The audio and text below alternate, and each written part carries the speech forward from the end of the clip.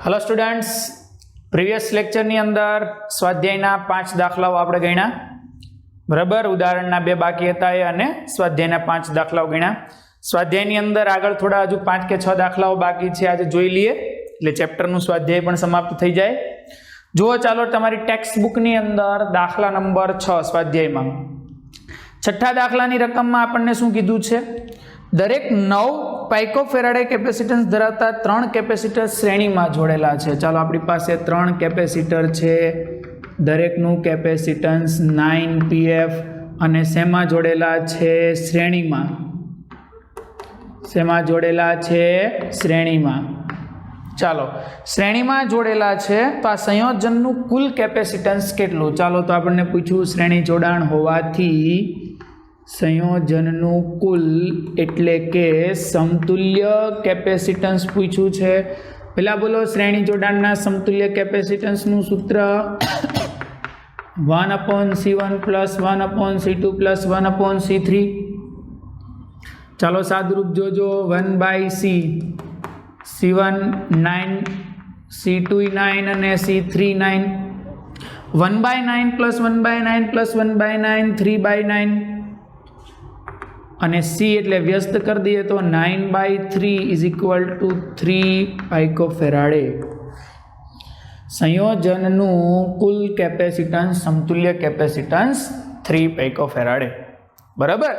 બીજો સવાલ જુઓ, જો આ સંયોજનને 120 વોલ્ટના સપ્લાય સાથે જોડવામાં આવે તો દરેક કેપેસિટરને સમાંતર સ્થિતિમાન તફાવત કેટલો। ચાલો સર પહેલા તો જો આ 3 કેપેસિટર શ્રેણીમાં હતા બરાબર, समझो आ 3 केपेसिटर श्रेणी में हता। हवे एणे एवुं कीधुं के 120 वोल्टना बेटरीना सप्लाय साथे जोड़ो, 120 वोल्ट आ C1 C2 અને C3। पण तमे एक वस्तु कही शको कि नहीं साहेब 3 सरखा एटले एने C कहेवाय। हवे सांभळजो, एक सिंपल वस्तु शीखवाडुं। आपणे भण्या छीए श्रेणी जोडाणमां विद्युत भार समान, क्यू बधानो समान होय।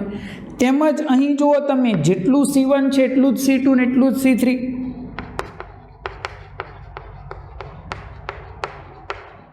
એટલે અહીંયા કેપેસિટન્સ પણ સમાન છે, તેથી ત્રણેય કેપેસિટરના વોલ્ટેજ વિદ્યુત સ્થિતિમાનનો તફાવત સમાન થાય।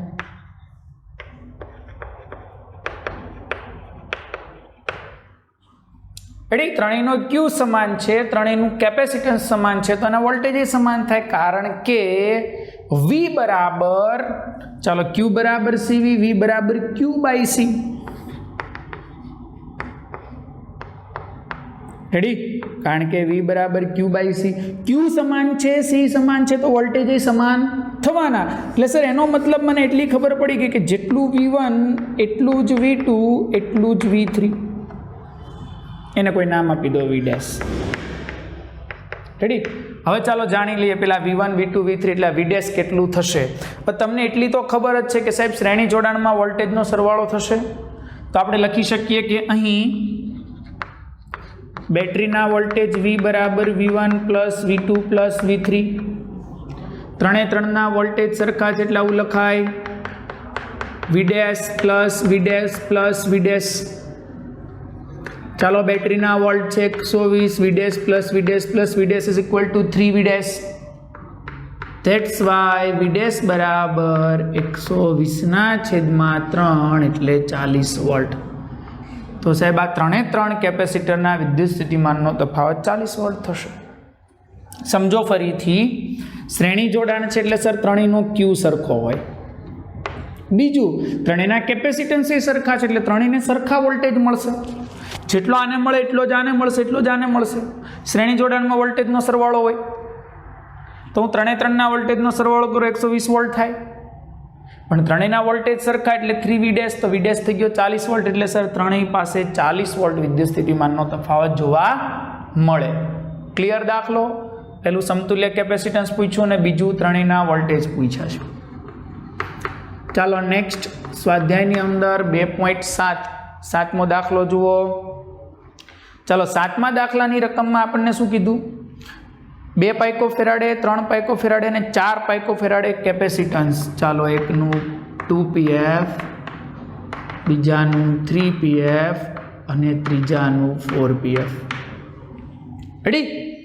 સમાંતર જોડેલા છે તો સંયોજનનું સમતુલ્ય કેપેસિટન્સ કેટલું? ચાલો સમાંતર જોડાણ હોવાથી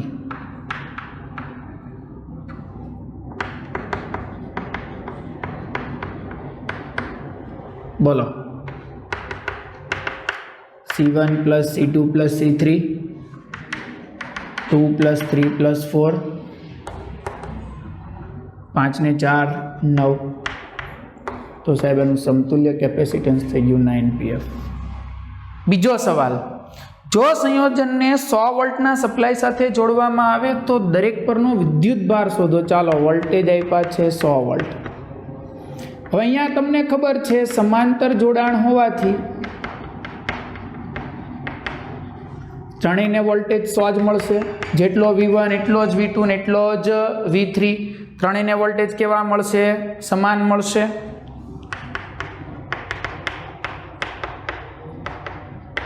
ચાલો તો આપણે દરેકના વિદ્યુત ભાર પૂછ્યા છે.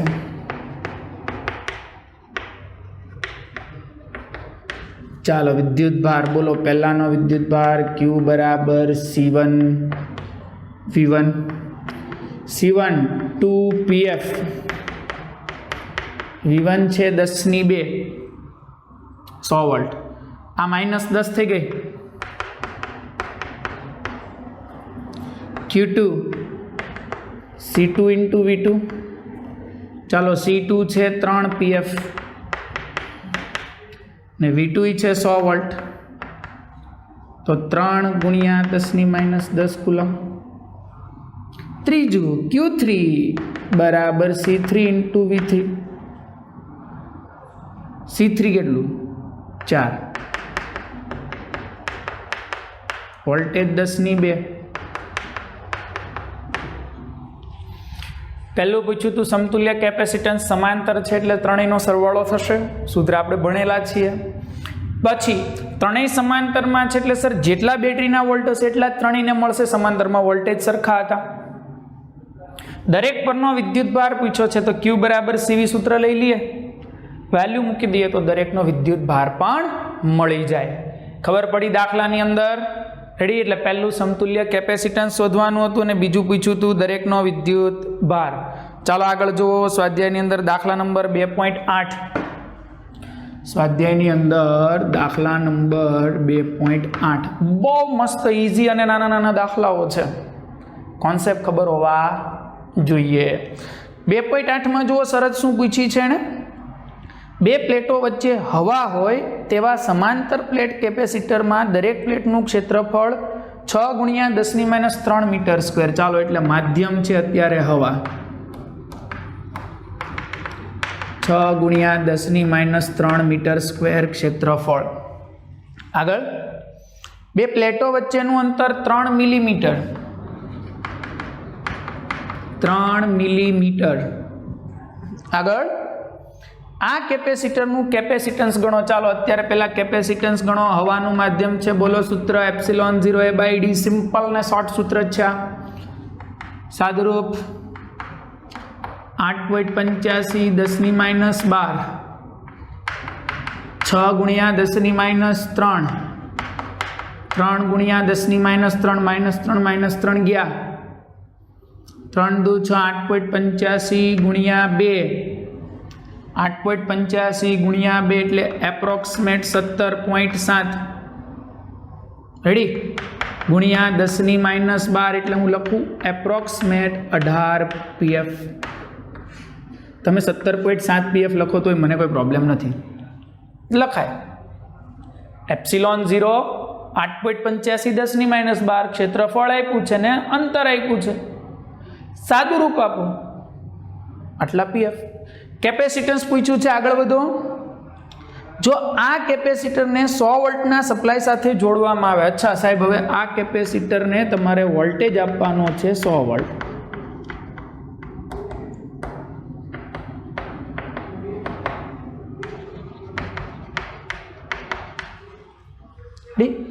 તો દરેક પ્લેટનો વિદ્યુત ભાર કેટલો? ચાલો તો બોલો. સીવી 18 10 -12 વોલ્ટેજ છે 100, તો 18 × 10 - 10 કુલમ. સિમ્પલ છે સાહેબ. જો સૂત્ર તમને બધા યાદ હોય તો સાહેબ આ સ્વાધ્યાયના દાખલાઓ તો આરામથી બેઠા માર્ક્સ કવર થાય એવા છે. ક્ષેત્રફળ આપ્યું, ડિસ્ટન્સ આપ્યું, માધ્યમ તરીકે હવા આપી, સૂત્ર મૂકીને સાદુરૂપ આપો.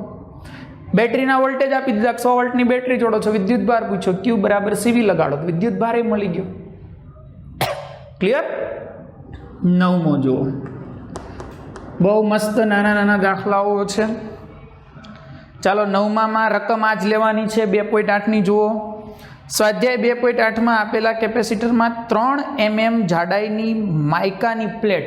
હવે તમે જુઓ તો બે પ્લેટ વચ્ચેનું અંતર 3 mm હતું. તમે જે અબરખ મૂકો છો, દ્રવ્ય મૂકો છો, જોજો માધ્યમ બદલાય છે. એટલે હવે માધ્યમ તરીકે કોણ છે? અબરખ, માઇકા. રેડી ને? સનમાઇકા જેવી સીટ એવું મટીરિયલ આવે અબરખનું. હવે મને એટલી ખબર પડી કે સર બે પ્લેટ વચ્ચેનું અંતર 3 mm હતું. રકમ આ જ લેવાની છે, એમાં આપણે ચેન્જીસ કરીએ છીએ. પ્લેટ વચ્ચેનું અંતર 3 mm હતું, તમે જે સીટ મૂકો છો એ 3 mm ની છે. ખબર પડી. એટલે સર આનો મતલબ શું થયો?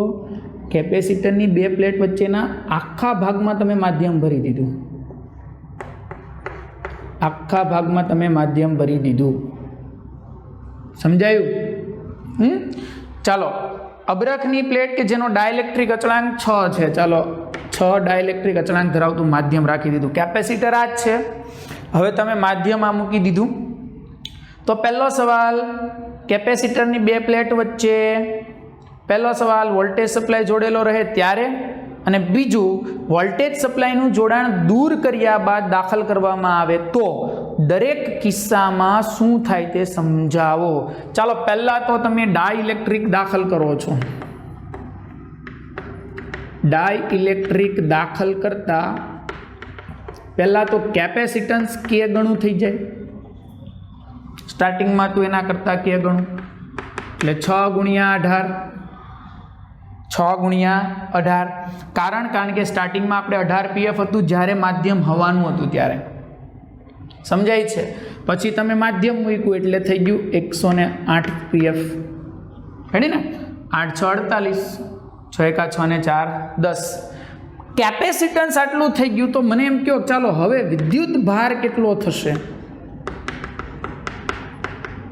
બેટરી જોડેલી છે ત્યારે સીડેસ થઈ ગયું 108 pf, બેટરી 10⁻² વોલ્ટ. તો સર વિદ્યુત ભાર શું થઈ ગયો? 108 × 10⁻10 કુલમ. સમજાય છે વાત? એટલે આપણને સવાલ 2 પૂછ્યા હતા રકમમાં. જુઓ કે ડાઇલેક્ટ્રિક વોલ્ટેજ સપ્લાય જોડેલો રહે ત્યારે અને જોડાણ દૂર કર્યા બાદ શું ચેન્જીસ થાય. ચાલો, જોડેલો રહે ત્યારે અને જોડાણ દૂર કરી દીધા બાદ શું ચેન્જીસ થાય. ચાલો, એટલે જોડેલું હોય ત્યારે આ ચેન્જીસ થઈ જાય. કેપેસિટન્સ આટલું થઈ ગયું, વધી ગયું કે ગણું, અને વિદ્યુત ભાર વધી ગયો. હવે આપણને એવું કીધું બેટરીનું જોડાણ દૂર કરી દેવામાં આવે. બોલો, બેટરીનું જોડાણ દૂર કરો તો શું ચેન્જીસ થાય? થિંક કરો ને. અત્યારે આની સાથે બેટરી જોડેલી હતી, તમે માધ્યમ મૂક્યું એટલે કેપેસિટન્સ કે ગણું થઈ ગયું, વિદ્યુત ભાર આટલો થઈ ગયો. હવે કીધું છે બેટરીનું જોડાણ દૂર કરી દો તો શું ચેન્જીસ થશે? વિચારો ચાલો ઝડપથી. બેટરીનું જોડાણ દૂર કરો તો શું ચેન્જ થાય?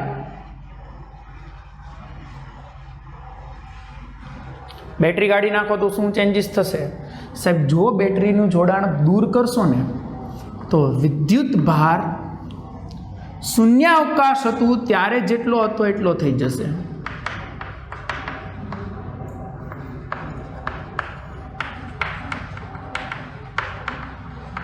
એટલે કેટલો થઈ જશે? 18 × 10⁻10 કુલમ. અને વોલ્ટેજ બે પ્લેટ વચ્ચેનો સ્ટાર્ટિંગમાં તો એના કરતાં 6ઠ્ઠા ભાગનો થઈ જશે. ચાલો આ વિચારો શું કામ આવું?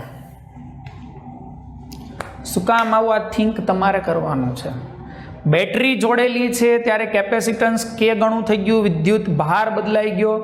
જેવી બેટરી કાઢી નાખશો એટલે વિદ્યુત ભાર જ્યારે શૂન્યાવકાશ હતું ત્યારે હતો એટલો થઈ ગયો, અને વોલ્ટેજ છઠ્ઠા ભાગનો થઈ ગયો. રીઝન હા, આ એક ખબર પડી ગઈ બધાને. V બરાબર ED.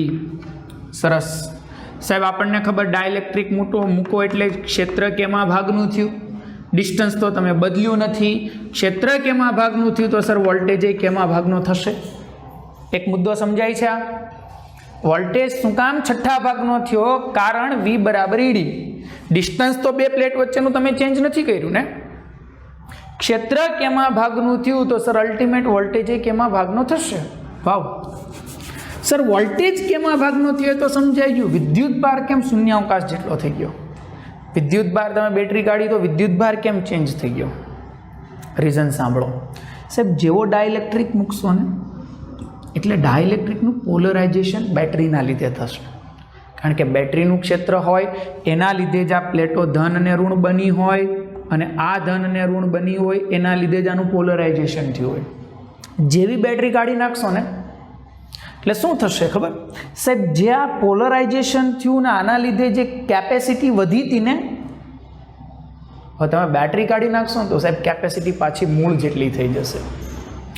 બેટરી જોડેલી છે ત્યાં સુધી આનું પોલરાઇઝેશન છે, એના કારણે કેપેસિટી કે ગણી થઈ હતી, પણ હવે કેપેસિટી પહેલાં જેટલી જ થઈ જશે. એટલે વિદ્યુત ભાર જે સ્ટાર્ટિંગમાં હતો સોરી એટલો જ થઈ જશે. અને એમ યાદ રાખો, તમને એક વસ્તુ ખબર છે, વિદ્યુત ભારનો જથ્થો કેવો રહે? અચળ. જો બેટરી નથી જોડેલી એવું કોઈ કેપેસિટર છે, સ્ટાર્ટિંગમાં એના પર જેટલો વિદ્યુત ભાર છે તમે માધ્યમ મૂકો તો વિદ્યુત ભાર ન બદલાય.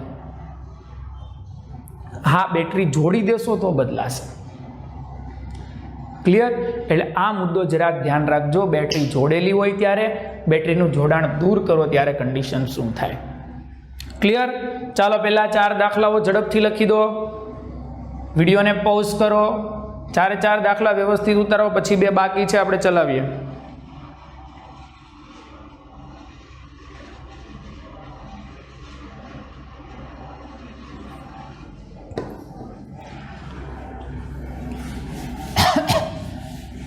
ચાલો, સ્વાધ્યાયની અંદર 2 દાખલાઓ બાકી છે, એને સમજી લો.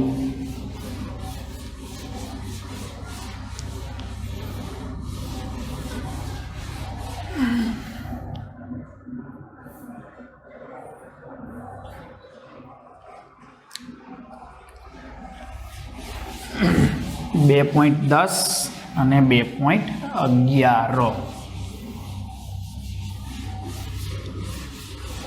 એટલે સ્વાધ્યાયના દાખલા તમે એક વસ્તુ માર્કિંગ કરી, પ્રમાણમાં બહુ ઇઝી અને નાના નાના દાખલા છે, પણ કોન્સેપ્ટ ખબર હોવા જોઈએ. એટલે મેં તમને એક્સ્ટ્રા કોન્સેપ્ટ પણ કરાવેલા, યાદ છે? ચેપ્ટરની બધી થિયરીઓ NCERTની ટેક્સ્ટ બુકની પૂરી થઈ ગઈ ને પછી મેં એક્સ્ટ્રા કોન્સેપ્ટ કરાવ્યા હતા, અને મેં તમને કીધું હતું દાખલા તમારા માટે ઇઝી થઈ જશે. ચાલો, 2.10 રેડી. 2.10 ની અંદર જુઓ શું પૂછ્યું છે.